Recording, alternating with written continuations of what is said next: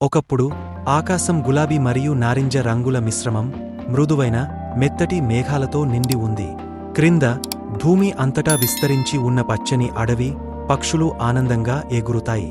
ఆకాశంపై నుండి ప్రకాశవంతమైన పసుపు రెక్కలతో దేవకన్య నెమ్మదిగా కిందికి దిగుతూ, మెరిసే సరస్సు, పువ్వులు, పచ్చని అడవి చూసి ఆశ్చర్యపోయింది.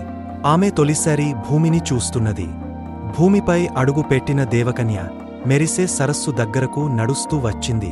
నీటిపై పడుతున్న ఎర్రటి సూర్యకాంతిని చూస్తూ నిశ్శబ్దంగా ఆశ్చర్యంతో మాట్లాడింది. చుట్టూ ఉన్న పుష్పాలు, సీతాకోకచిలుకలు ఆ క్షణాన్ని మాయగా మార్చాయి. నీరు ఎంత చల్లగా, పరిశుభ్రంగా ఉంది. చిన్న చేపలు కూడా ఆనందంగా ఆడుకుంటున్నాయి. అంతలో నీటిలో అలలు కదలడం ప్రారంభమయ్యాయి. సరస్సులో ఒక అందమైన జలకన్య ఉంది. ఆ అందమైన జలకన్య సరస్సులో నుండి పైకి వచ్చి దేవకన్యను చిరునవ్వుతో పలుకరించింది. ఆమె స్వరం జలధార వలె మృదువుగా ఉంది. దేవకన్య స్నేహంగా నవ్వుతూ హాయ్ అంది. జలకన్య కూడా నవ్వుతూ పరిచయం చేసుకుంది.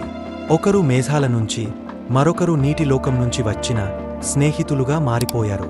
వీరు ఇద్దరూ సరస్సు లోపల మాట్లాడుకుంటూ, ఒక్కొక్క విషయం పంచుకుంటూ నవ్వుతున్నారు. ఇద్దరూ ఎంతో సంతోషంగా ఉన్నా ఒక చిన్న సమస్య ఉంది. దేవకన్య నీటిలోకి అడుగుపెట్టాలని ప్రయత్నించింది, కాని ఆగపోయింది. అదే విధంగా జలకన్య ఒడ్డుకు రావాలనుకుంది, కాని సాధ్యపడలేదు. వారి మధ్య రెండు లోకాల మధ్య ఉన్న దూరం ఉంది. ఒకరి ప్రపంచంలోకి మరొకరు వెళ్లలేరు, కాని వారు కలిసి సరదాగా ఆడుకోవచ్చు. దేవకన్య గాల్లో ఎగురుతూ జలకన్యకు చూస్తుంది. జలకన్య నీటితో అద్భుతమైన బుడగలను చిన్న అలలుగా చేసి దేవకన్యను ఆనందింపజేస్తుంది. వారి స్నేహాన్ని ప్రతిబింబించింది. ఆకాశం ఒక్కసారిగా మేఘాలతో నిండిపోతుంది.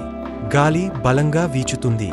సరస్సులో అలలు పెరుగుతూ, గాలులు గట్టిగా వీస్తూ ఒక పెద్ద తుఫాను వచ్చింది. సరస్సు అలలతో నిండిపోయింది.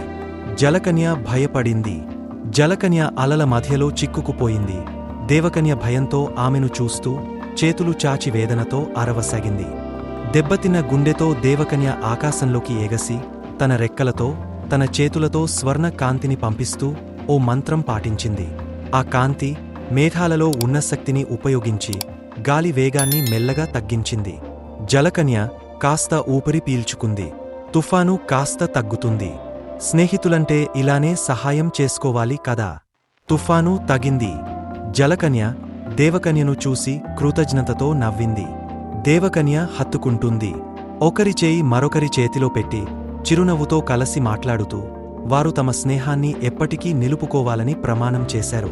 లోకాలు వేరు అయినా హృదయాలు ఒకటే అనిపించింది. ఉదయం కాంతిలో దేవకన్య మళ్లీ ఆకాశంలోకి ఎగిరిపోతూ కింద నిలబడి ఉన్న జలకన్యకి ప్రేమతో చేతులు ఊపింది. ఇద్దరూ దూరమవుతున్నా వారి స్నేహ బంధం ఆకాశం మరియు నీటిపై వాలిపోయిన ధనుస్సుగా మెరుస్తూ ఉండిపోయింది. ఇప్పుడు వారు ఎప్పటికీ స్నేహితులుగా ఉండాలని నిర్ణయించుకున్నారు. Please like, subscribe our channel.